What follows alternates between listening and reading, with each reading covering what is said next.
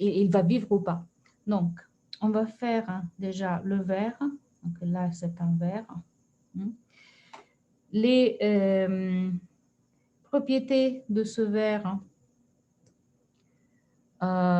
sont une masse M égale 3,7 grammes, une longueur L égale à 12 cm et un diamètre de 0,64 cm.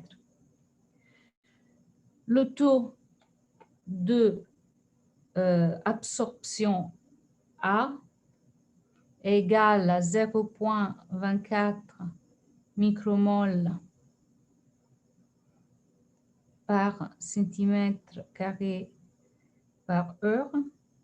Et le taux d'utilisation donc, est B égale à 0,98 micromol grammes par heure.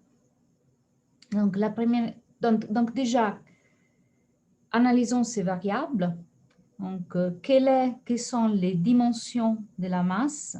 Donc, les dimensions de la masse, les dimensions de base de masse, les dimensions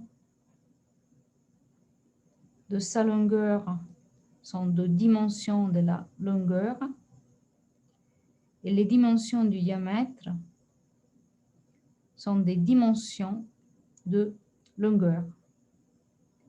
Quelles sont les unités de mesure? Donc, pour la masse, vous avez des unités de mesure du gramme. Donc, si on le ramène au système qu'on a vu de kilogrammes, c'est 3,7, 10 à la moins 3 kilogrammes. La longueur est exprimée en centimètres.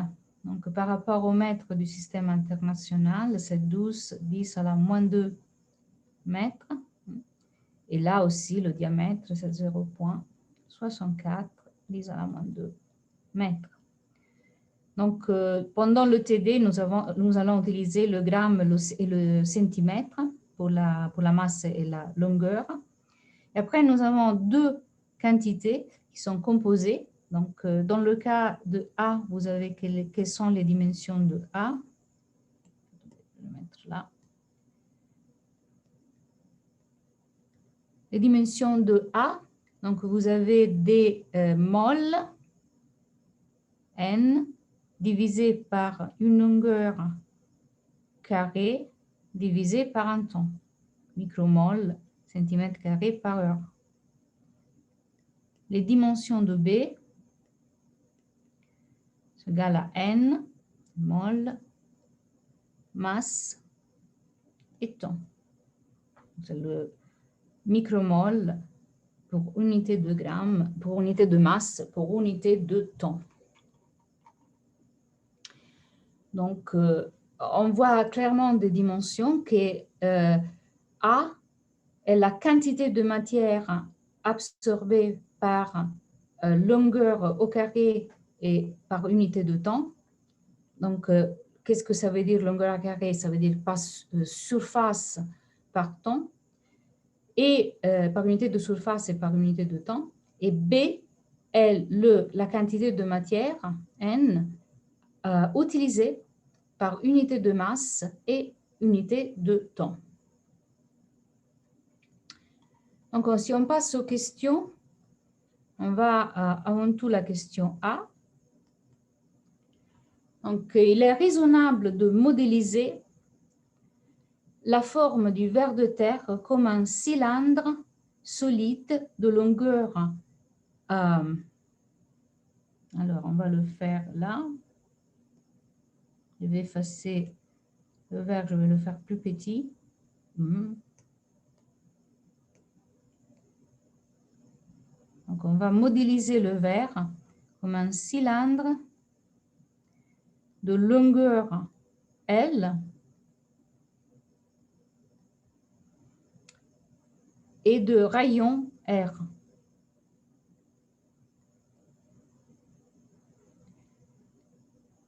Donc, la première question, si le verre est beaucoup plus long que large, donc si L est beaucoup plus large de R, est-ce qu'il est correct d'ignorer les bases du cylindre dans le calcul de la surface?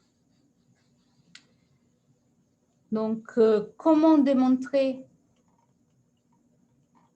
démontrer? Nous allons déjà écrire la surface du cylindre. Donc, nous avons vu la dernière fois que la surface du cylindre égale à 2πr carré plus 2πr fois L. Et maintenant, quelle partie de cette équation représente les deux bases du cylindre? Donc, les 2πr r carré, c'est l'aire des deux cercles, donc des deux cercles qui représentent les bases du cylindre. Donc, ce que je vais démontrer, c'est que cette partie est négligeable par rapport à cette partie. Comment on l'écrit? Donc, on écrit 2πr carré beaucoup plus petit de 2πr fois L. Donc, si cette condition est respectée, ça veut dire que je peux négliger les bases du cylindre. Je simplifie. Cette condition revient donc à la condition R beaucoup plus petit de L. Donc, c'est bien vrai que si R est beaucoup plus petit de L, je peux négliger dans le calcul de la surface du cylindre les deux bases du cylindre. Qu'est-ce que ça veut dire beaucoup plus petit?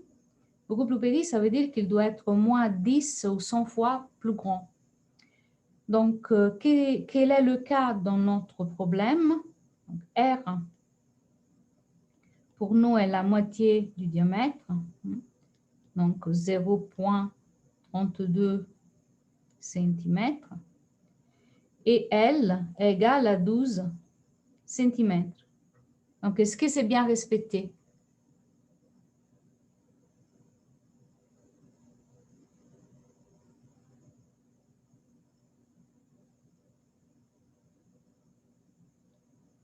Oui, c'est bien respecté. Pourquoi? Bah parce qu'on a un 10 puissance... un 10 puissance 3. Ah non. Oui. Donc, Ah, 0,32 est beaucoup plus... Madame, par contre, il y a des gens qui demandent qui sont dans la salle d'attente apparemment. Je les ai déjà mis et, quand j'ai posé la question. Ah d'accord. Oui, parce que je dois lever les yeux, en effet. Je suis en train d'écrire, donc je ne peux pas voir les gens qui arrivent. Mais quand je lève les yeux et je vous pose une question, je les vois. Madame, excusez-moi, j'ai une question. Par rapport enfin, vous savez, les calculs de surface, par exemple, pour un cylindre ou pour les différentes figures, est-ce qu'il faut les connaître par cœur? Normalement, pour la surface du cylindre, oui. D'accord, il faut connaître par cœur. Là, vous devez simplement avoir par cœur l'air et le périmètre d'un cercle.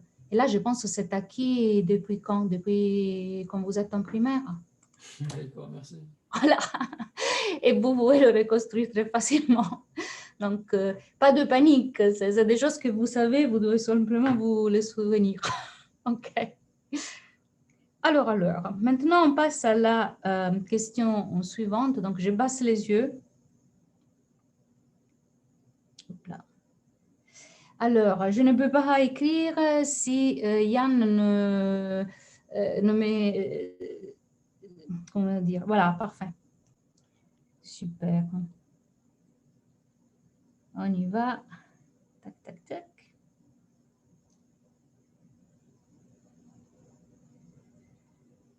Donc, c'est bien le cas. Ah non, pardon, il y avait une deuxième question.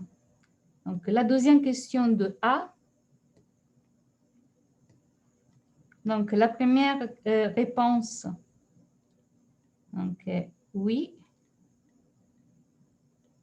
On peut bien négliger, on l'a démontré. Donc, vous devez le démontrer si c'était une question d'examen. Donc, on avait écrit que la surface est égale à 2P carré plus 2P R fois L. La deuxième question est, en utilisant les dimensions d'un vertipique ci-dessus, calculer sa surface en ignorant, d'après l'argument précédent, les surfaces des extrémités dans tous les calculs. Donc, on peut donc négliger, on vient de le démontrer, cette partie-là. On peut approximer S comme 2P R fois L. Donc, si on fait le calcul, 2.3.14, R est 0. Donc, je vais mettre là R, comme ça on l'a pour le futur, 0.32 cm. 0.32 fois 12 cm carré. Donc là, la valeur numérique est de 24 cm carré. Centimètre carré. Toujours mettre les unités quand vous faites un calcul. Après, calculer son volume. Donc, on a vu pendant le cours le volume P R carré fois L. Quelles sont maintenant les dimensions d'un volume? D'un volume, c'est L au cube. Donc, on n'avait pas écrit on l'avait dit ici que les dimensions d'une surface sont L carré, donc centimètre carré. Donc, le volume est égal à 3.14 P R carré fois 12 cm cube. Et la valeur numérique est donc 3.9 cm cube. Centimètre cube. Calculer sa masse volumique. Donc, la masse volumique ρ est égale à la masse divisée par le volume. Donc, la masse est 3,7 grammes divisé par 3,9 cm cube égale à 0,95 grammes centimètre cube. Donc, qu'est-ce qu'il vous rappelle cette valeur? Est-ce que vous avez déjà vu une masse volumique qui a une valeur similaire?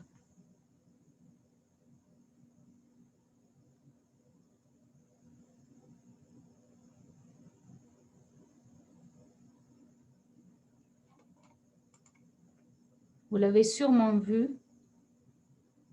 Quelle masse volumique vous avez vue?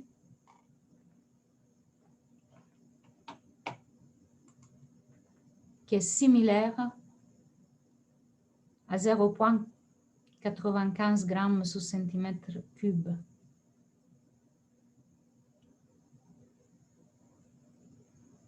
Personne? L'eau, c'est pas, il n'y a pas une densité de 1. Exactement, c'est exactement l'eau. Donc, C'est la l'eau. masse volumique de l'eau, c'est 1 gramme centimètre cube. Donc, la masse volumique du verre est très similaire à la masse volumique de l'eau. Je ne vois pas d'autres collègues, donc je viens de lever les yeux, mais je ne vois pas d'autres collègues à la mettre.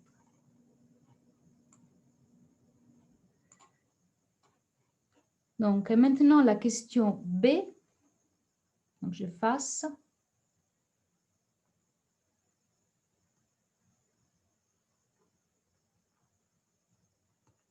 Ah oui, je voulais juste faire une chose, mais je vais la faire comme j'ai effacé. Donc, juste une petite ρ égale à la masse sur le volume. Et donc, les dimensions de ρ sont une masse sur L cube. Question B. Indiquez comment la surface et le volume du verre dépendent de sa longueur L et de son rayon R. Donc, nous avons les expressions là. S, donc 2PRL. Donc, ça veut dire que la surface dépend linéairement de R et linéairement de L. Et V égale à PR carré L. Donc, ça dépend, ça signifie que le volume dépend linéairement de L et il dépend de R au carré.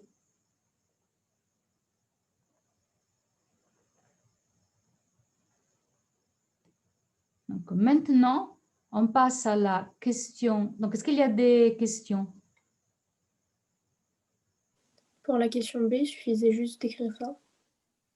Ça suffit d'écrire que S dépend linéairement. Donc, vous devez l'écrire. Si c'était dans un examen, vous devez écrire S. La surface dépend linéairement de la longueur et du rayon. Et le volume dépend linéairement de la longueur et du rayon à la puissance carrée. Donc, du rayon. Je les ai écrites pour expliquer ce que j'étais en train de dire.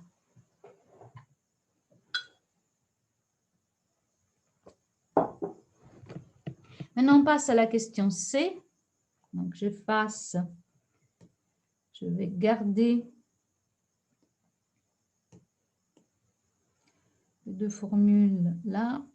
Donc, S de PRL et V PR carré L. On passe à la question C.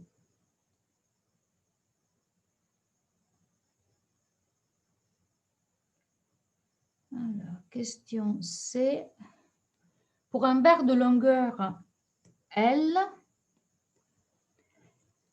de rayon R et de masse volumique R, je vais garder aussi la masse volumique ρ égale à M sur V, écrire une équation qui exprime le nombre de moles d'oxygène absorbés par heure.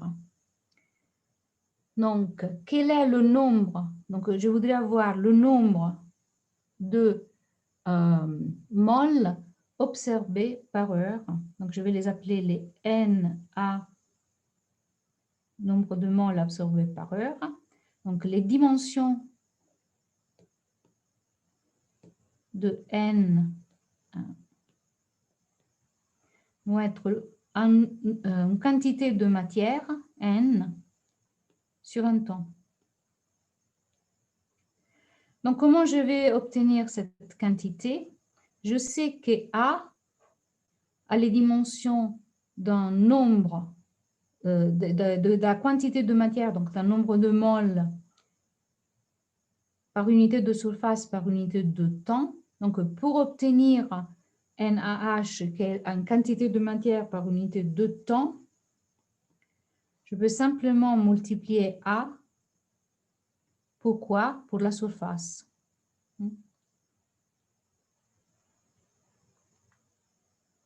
Est-ce qu'il y a des questions?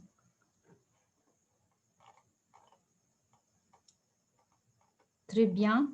Donc, N A H. Donc, là, on écrit l'équation. Donc, on est dans la première partie de la question. Et après, écrire le nombre de moles d'oxygène qu'il utilise par heure. Donc, N utilisé par heure. N utilisé par heure, c'est la quantité de matière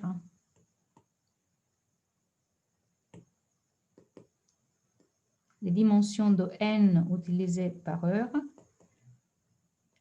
Un N quantité de matière sur T.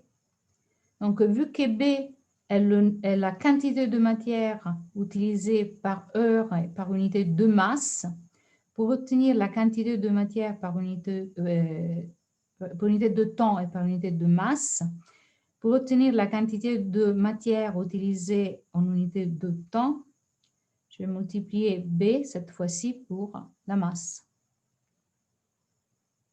Donc là, c'est la réponse à la première partie de la question.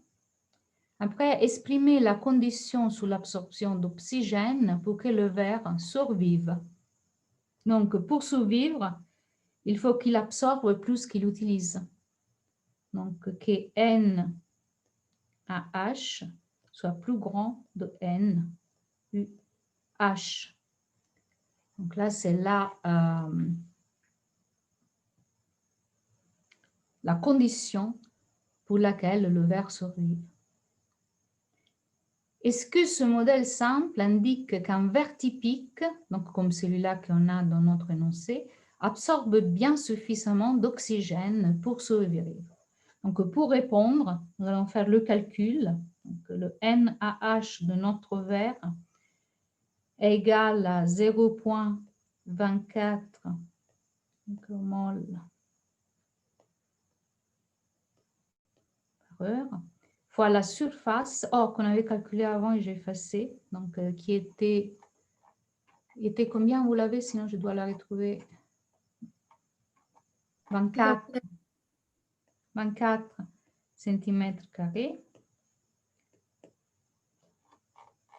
Donc NaH, dans notre cas, est 5,8 micromol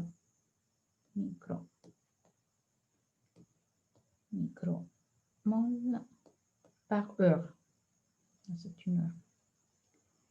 Et N ou H, dans notre cas, est égal à B, donc 0,98 micromol gramme heure, multiplié par la masse qui est 3,7 grammes.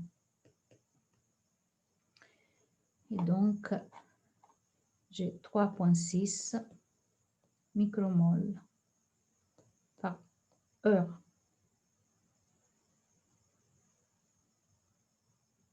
Est-ce qu'il y a des questions?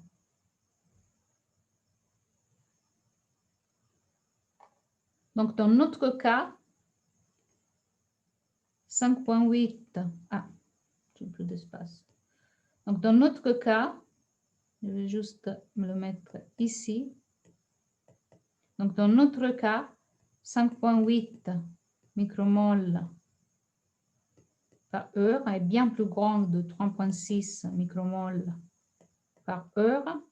Et donc, dans ce cas-là, le verre respecte bien la condition que le nombre de la quantité de matière absorbée est plus grande de la quantité de matière utilisée. Et donc, ce verre typique survive. Maintenant, nous allons étudier le problème de façon plus générale, pour tout type de verre. Et pour faire cela, nous le ferons en 3 étapes dans les questions D1, D2 et D3. On commence par la question D1. Et est-ce que quelqu'un veut la lire pendant que j'efface?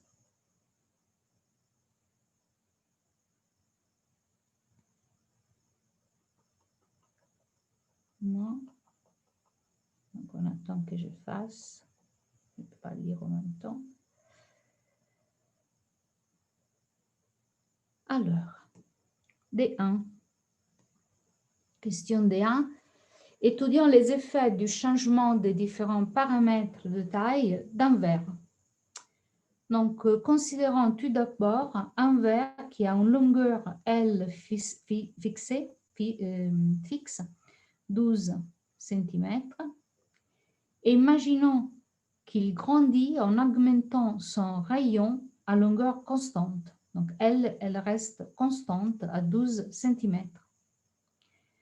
tracer les courbes de l'oxygène total absorbé par la peau et de l'oxygène total utilisé par le verre à partir d'un rayon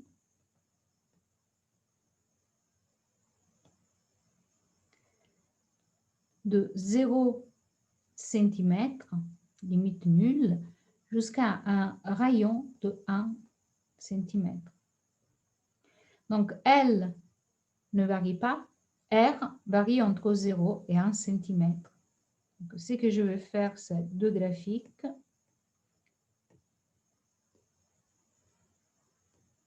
Deux graphes en fonction de R, donc entre 0 et 1 cm. Donc attention quand vous faites un graphe, toujours de mettre les unités de mesure et les variables et leur unité de mesure. Là, je vais avoir N à H, donc il y a micromol par heure. En bas, je fais la même chose, mais pour N, U, H, donc la quantité de matière utilisée, en micromol par heure, en fonction du rayon en centimètres, entre 0 et 1. Donc, comment étudions-nous ce problème? Donc, nous avons vu que N à H égale à A fois une surface.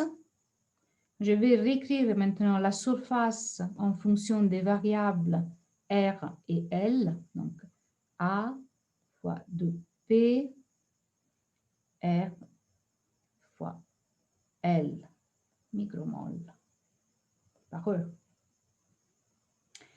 Donc, si L ne change pas, donc elle est constante, cette expression ne dépend que de R, parce que A aussi c'est une constante, et de P c'est une constante. Donc, dépend linéairement de notre variable R. Donc, dépend linéairement, qu'est-ce que ça veut dire? C'est une ligne droite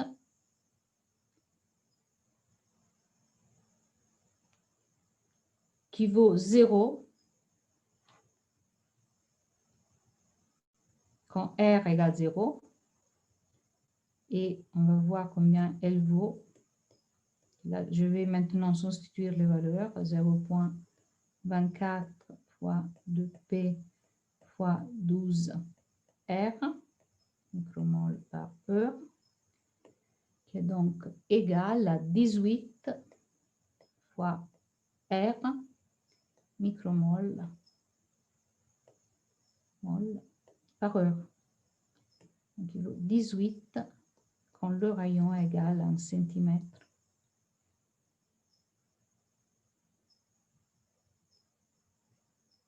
Je fais la même chose pour NUH.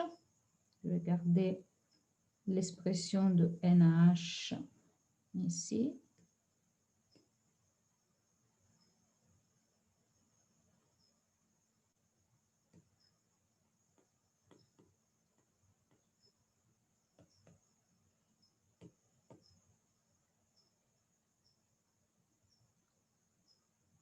J'écris NUH. NUH. Donc, vu c'est un B multiplié par une masse. Donc, je peux réécrire la masse en fonction des variables L et R, donc de ma variable R sous le graphe. Donc, M égale à ρ fois un volume. C'est la façon de lier NUH à R. Donc, B fois ρ fois le volume, on l'avait calculé avant, c'est PR carré L. J'ai que NOH est égal à 0,98 fois ρ, je ne l'ai plus, fois 3,14 fois 12. Est-ce que vous avez ρ?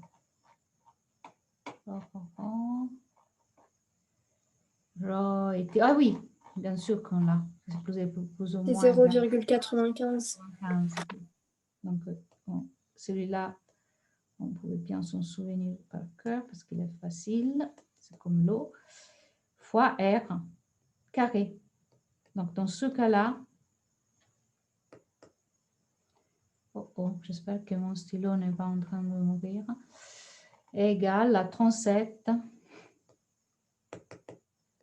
ne marche pas. Attendez, mon stylo, je vais voir si par hasard la batterie...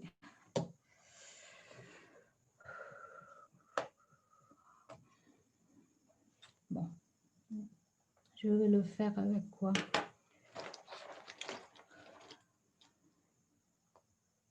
Non. Je n'arrive plus à écrire. Super. Qu'est-ce qui se passe? Est-ce qu'il écrit là? Oui, ok, non. Peut-être c'est simplement ici que l'iPad n'est pas sensible. Donc, je vais les réécrire ici, sur la même ligne. Heureusement, il arrive à écrire jusqu'à ici. Donc, je vais réécrire. Je vais faire le calcul numérique. Donc, ça égale à 37 fois R carré micromol par heure. Donc, ça veut dire que dans ce cas-là, NUH dépend de R carré. Donc, nous aurons une parabole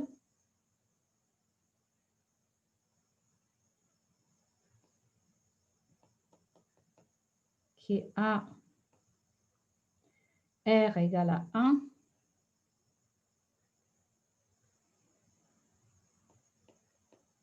en valeur de 37.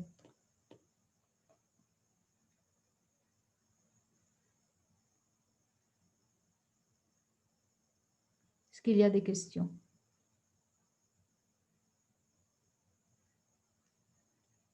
La question suivante est, est-ce que les deux courbes se croisent? Donc, pour savoir si les deux courbes se croisent, je ne vais pas écrire ici. Ah oui, maintenant je peux. OK. Pour voir si les deux courbes se croisent, qu'est-ce que ça veut dire? Ça veut dire que NH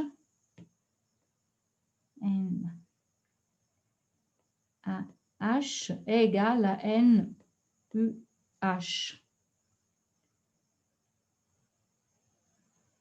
Donc, NaH, je vais effacer cette ligne.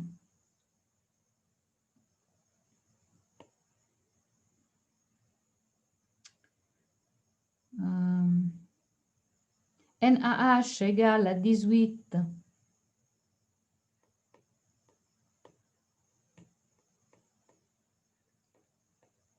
R égale à 37 R carré. Et donc, R doit être égal à 18 sur 37. Donc, 18 fois 2 égale à 36. Donc, c'est plus ou moins 0,5. Ça veut dire que les deux courbes se croisent à R égale 0,5. Je vais mettre 0,5 ici sous le graphe. 0,5. Je sais que c'est le point d'intersection. Maintenant, je cherche de le faire le mieux possible. Mais voilà, elles se croisent à 0,5. Ça va être hyper précis.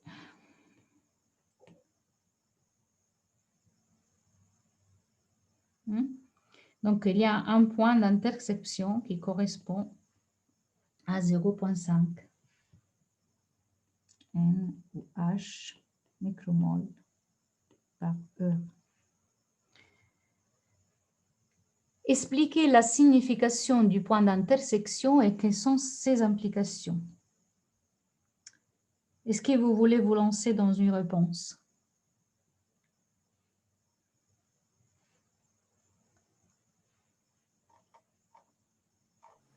Bah, en dessous du point d'intersection, si on va vers, du coup, si on se rapproche de la valeur 0, Oui. Le vert, il ne peut pas survivre parce que ça sera du coup inférieur. Alors là, c'est le taux d'utilisation Et là, c'est le taux d'absorption. Ah bah c'est le contraire, pardon. C'est le contraire, parfait. C'est exactement le contraire. Donc, le taux d'absorption est toujours plus élevé du taux d'utilisation. Donc, si R, je vais effacer tout ça. Est-ce que je peux effacer?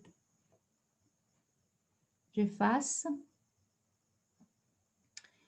Donc, je vais mettre où? Ici. Je vais mettre NH égale à 18 R micromol par heure. Et je vais mettre N ou H égale à 37 micromol par heure. Ça, je peux effacer, mais on les a.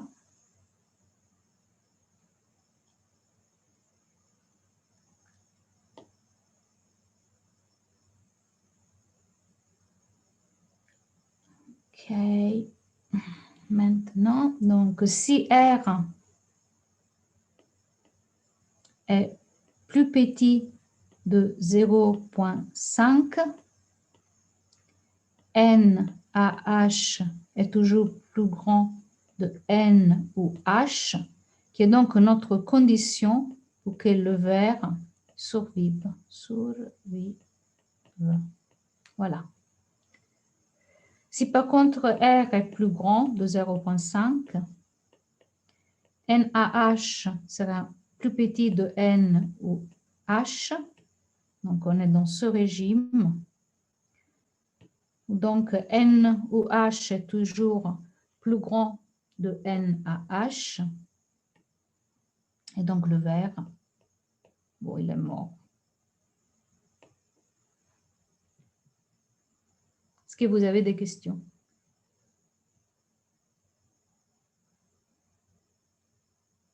Très bien. Donc là, c'était le cas où L, la longueur, était constante et R variait entre 0 et 1 cm. Maintenant, dans la question D2, on va faire le contraire. Donc, je vais effacer ici. Je vais tout effacer.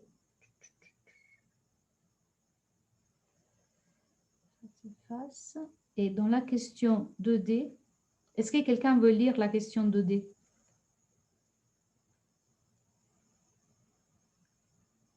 Ah, vous lisez le français beaucoup mieux que moi, non? Je veux bien. Oh, vas-y. Allez-y.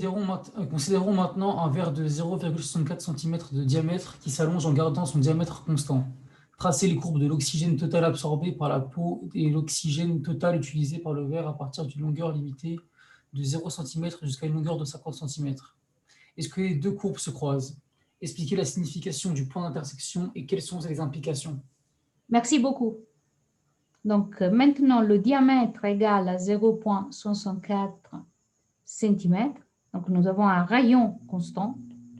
Nous changeons le rôle de deux variables constant. Et la longueur, elle est notre variable dans ce cas. Donc, je la mets juste ici, comme ça, on occupe moins de place. Et la longueur varie, donc c'est notre variable, entre 0 et 50 cm. Je vais faire la même chose ici. Mais maintenant, mon graphe est en fonction de la longueur et pas en fonction du rayon. Donc, entre 0 et 50 cm. Ma variable sera toujours NaH micromol par heure. Et là, je vais faire la même chose pour NuH micromol par heure en fonction de L, toujours entre 0 et 50. Je vais mettre les centimètres ici par contre, c'est plus centimètres. Entre 0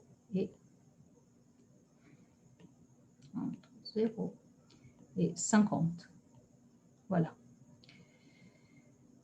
Donc, dans ce cas-là, on va reprendre les mêmes équations, mais on va changer la variable qui nous intéresse. Donc, nous avons que N à H est toujours A pour la surface. R fois L. Et dans ce cas-là, nous allons l'exprimer en fonction de L. Donc, nous avons substitué les valeurs numériques. Dans ce cas-là, c'est plus ou moins 0,5 L micromol par heure. Même chose pour un UH. Donc, je vous laisse faire le calcul numérique à la maison. Donc là, j'ai toujours, pardon, fois la masse. Donc, je vais écrire la masse en fonction du volume, comme avant. Donc, rho P R cube L, qui est donc 0,3 L micromol par heure. Donc, dans ce cas-là, vous voyez la dépendance de NaH et NaOH en fonction de L change. Les deux sont linéaires maintenant, il n'y a pas de parabole. Donc, ils sont tous les deux fonction de L de façon linéaire. Donc, je vais faire avant le graphe pour NaH. Donc là, c'est la dépendance linéaire en fonction de L. Pour 50 cm, NaH vaut 25 cm. 50 fois 0,5. Pour NaOH, même chose. Dépendance linéaire. Et dans ce cas-là, elle vaut 50 divisé par 3. Donc, je ne sais pas si c'est 18. Qu'est-ce que c'est? Bon, on va écrire 50 divisé par 3 parce que c'est important. La valeur exacte. Ce qui est important, c'est qu'elle est moins de 25. Donc, 50 divisé par 3. OK? Donc, qu'est-ce que ça veut dire que c'est 50 divisé par 3? Donc, ça veut dire que l'intersection, la valeur de NaOH à 50 cm sera toujours plus petite que celle de NaH. Et on le voit clairement des équations. Donc, si vous écrivez l'équation 0,5 fois L sera toujours plus grand de 0,3 fois L. Donc, dans ce cas-là, NaH sera toujours plus grand de NuH. Donc, NaH sera toujours plus grand de NuH. Donc, qu'est-ce que ça veut dire? Quelles sont les implications? Le verre, toujours vivant. Donc, le verre survive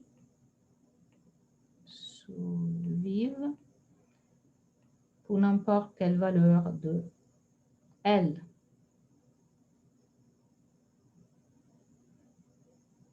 Est-ce qu'il y a des questions?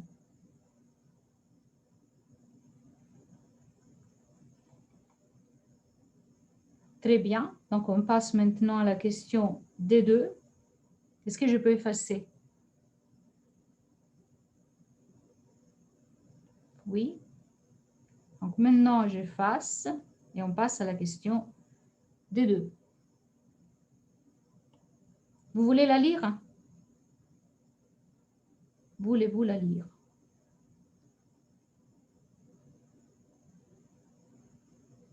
Madame, mais c'est la question des 3, non? D3, oui. Pardon. Ah, ok. Pardon. Quand j'efface, je ne vois pas le texte, donc je pensais d'être à la D2, mais non, la D3, bien sûr. On vient de faire la D2. Donc, Je veux bien la lire. Vas-y, merci beaucoup. Écrivez en fonction de L, R, A, B une équation qui représente la condition d'intersection, c'est-à-dire l'égalité entre la quantité d'oxygène absorbée par heure et celle d'oxygène consommée par heure. Simplifiez l'équation et discutez sa signification. Parfait. Donc maintenant, on a 4 variables A et B sont constantes, donc on va écrire les équations en fonction des deux variables, L et R, pas seulement de une des deux. Donc pour faire cela, on va reprendre les équations de N à H et de N UH. Donc on va réécrire, on a vu que N, pardon,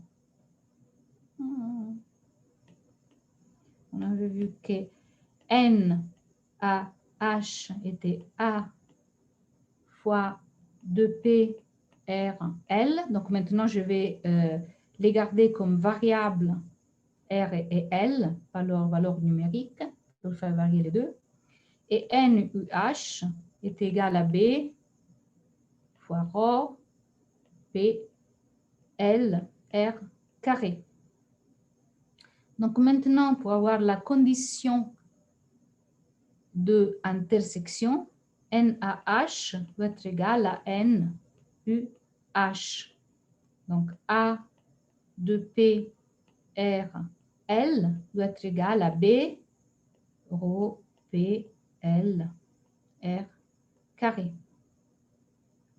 Donc je peux simplifier le P, je peux simplifier ici, et donc j'aurai que R égale à 2A, le L se simplifie, divisé par B fois ρ.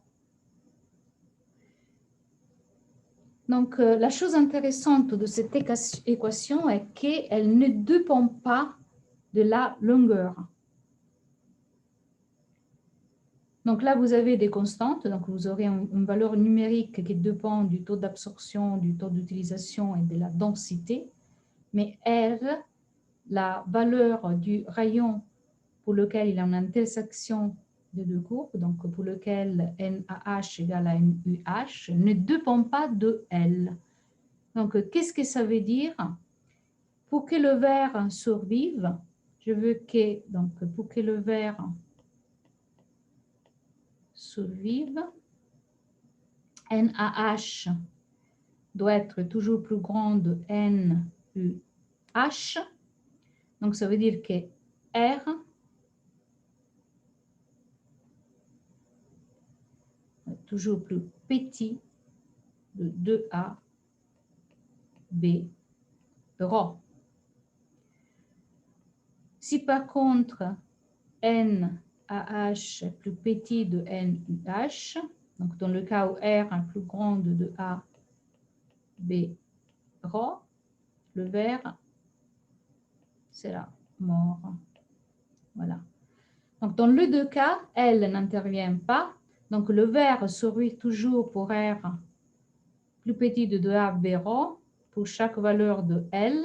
Donc le verre il peut être long n'importe combien, en condition que R soit plus petit de 2A sous B ρ, le verre survive. Si par contre, indépendamment de la valeur de L, le R est plus grand de cette valeur, le verre ne survive pas.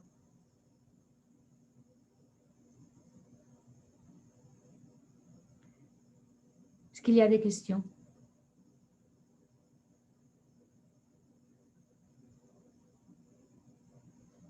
Très bien.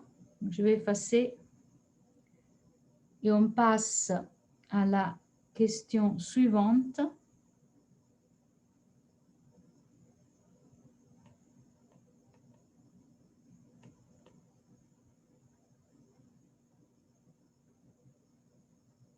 Que je cherche de faire ici. Parce qu'on a besoin des équations. Si j'y arrive, sinon j'efface. Donc, la question suivante donc, est la question E. Donc, l'analyse des questions D était théorique. Donc là, on était en train d'étudier le système en changeant les variables dans un modèle physique. Maintenant, on va considérer quel est le cas réel. Donc, dans le cas réel, un organisme comme un ver de terre peut croître de deux manières, en s'allongeant tout simplement ou bien de manière isométrique. Donc, en aumentant de la même proportion toutes ces dimensions. Que pouvez-vous dire par rapport à ces deux types de croissance à partir d'une analyse des questions précédentes? Donc, qu'est-ce qu'on peut dire? Dans le premier cas, on a que le verre s'allonge tout simplement. Donc, dans le cas où R égale constant et L varie, augmente, dans ce cas-là, augmente. Donc, il s'allonge. Donc, dans ce cas-là, ça correspond plus ou moins au cas de la question D1, donc des questions précédentes. On peut dire que le verre survive. Donc, c'est exactement cette condition que vous avez ici sur la droite. Donc, le verre survive si R est plus petit de 2A B rang pour n'importe quel L. Donc, c'est exactement la condition qu'on avait ici, qu'on avait calculée avant, avec un R qui est constant. Si la valeur de R est plus petite de R à B sur A pour n'importe quel L, le verre survit. Dans la condition 2, donc la croissance isométrique,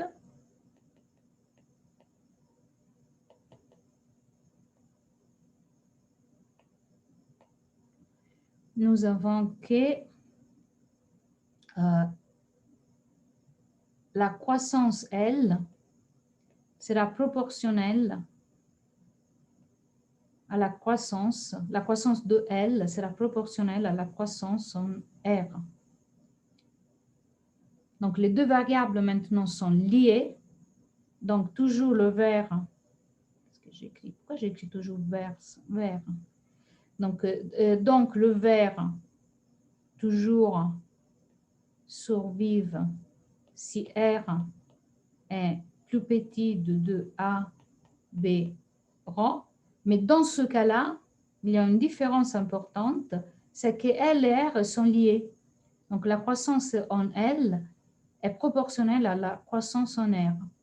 Donc, ça veut dire que ça ne sera pas comme dans les autres cas pour chaque L, mais dans ce cas-là, il y aura aussi une limite sur la valeur de L qui doit être toujours plus petite de K de A, B, rho.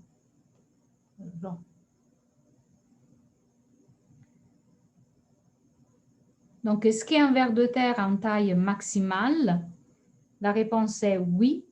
Et la taille maximale, donc je n'ai plus d'espace pour écrire, R max,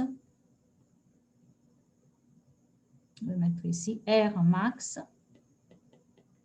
est égal à 2A sur B.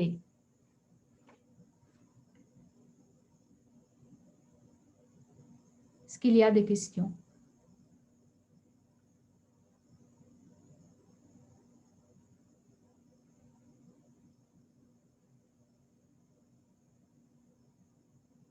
Très bien.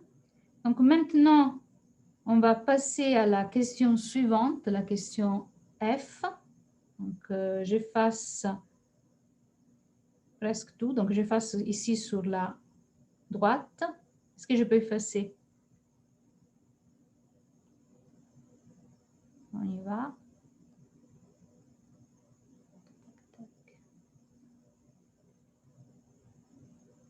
Est-ce que quelqu'un veut lire la question F?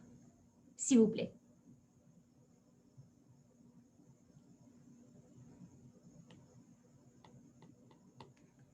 Alors, je la lis.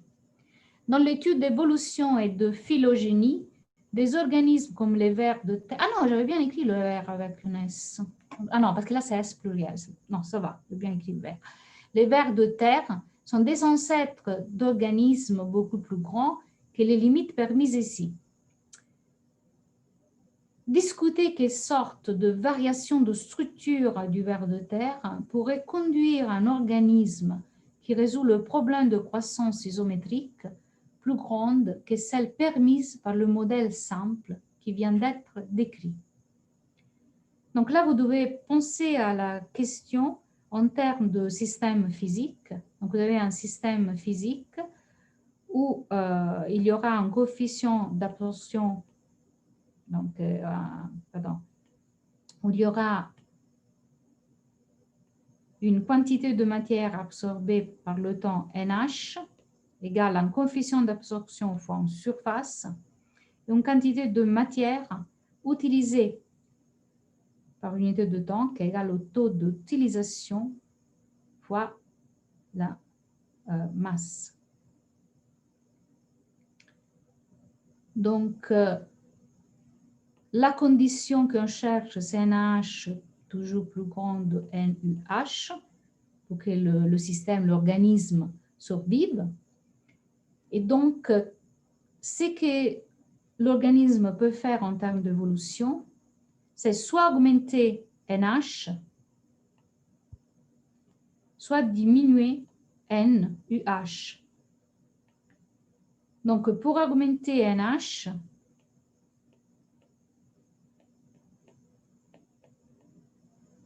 soit il augmente son tas d'absorption,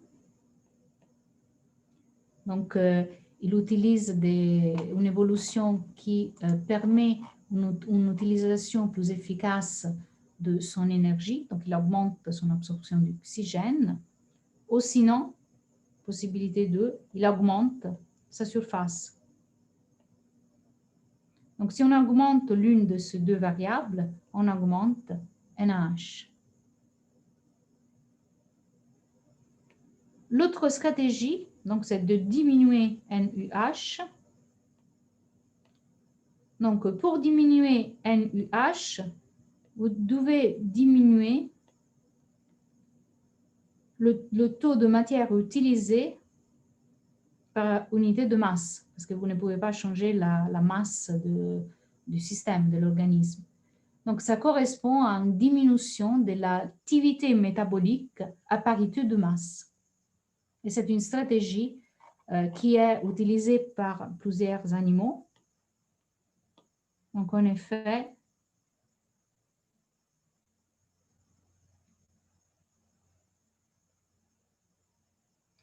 si on calcule le taux métabolique spécifique pour des différents animaux, donc le taux métabolique spécifique. Donc là, milligrammes oxygène, kilogramme par heure.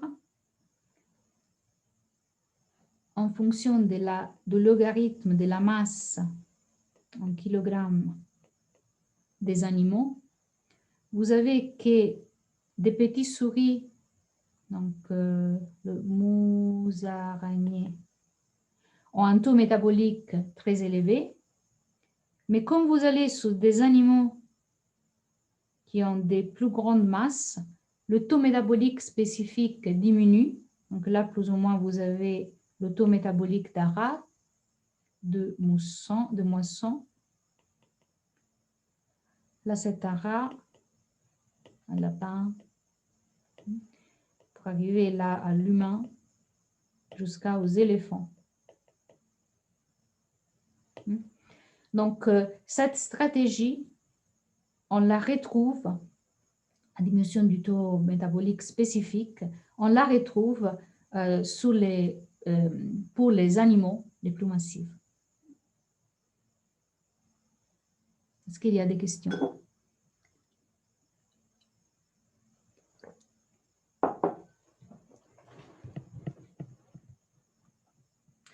Donc, s'il n'y a pas de questions, on passe aux exercices en autonomie. Donc, Madame, j'ai une question. oui. Du coup, moi, j'avais pas raisonné comme ça parce que je m'étais dit que A et B, ça change pas en fait. Et que, et que du coup, le verre, s'il grandit, sa masse, elle augmente. Et du coup, je m'étais dit qu'il fallait compenser en fait avec la surface. On peut compenser aussi avec la surface. L'un n'exclut pas l'autre. D'accord. Donc, je ne connais pas bien la zoologie comme vous, mais vous pourrez penser à des animaux qui ont adopté cette stratégie-là d'augmentation de la surface. D'accord, merci. Voilà. Donc là, c'est l'une des stratégies donc, qui est rendre le taux métabolique spécifique plus efficace. Donc, s'ils utilisent moins, en effet, ils n'ont pas besoin de changer leur surface ou leur taux d'absorption. Mais des autres stratégies sont aussi d'augmenter le taux d'absorption ou leur surface. Oui. Donc, quand vous allez étudier des différents animaux, vous allez trouver des stratégies différentes. Là, c'est la stratégie la plus adoptée qu'on voit dans des mammifères. Je pense que tous les mammifères, les animaux dans ce graphe. Et voilà. Donc, et justement, vous allez aller plus en profondeur sur ce point, dans les exercices en autonomie, où vous allez étudier. Donc, je vais juste fermer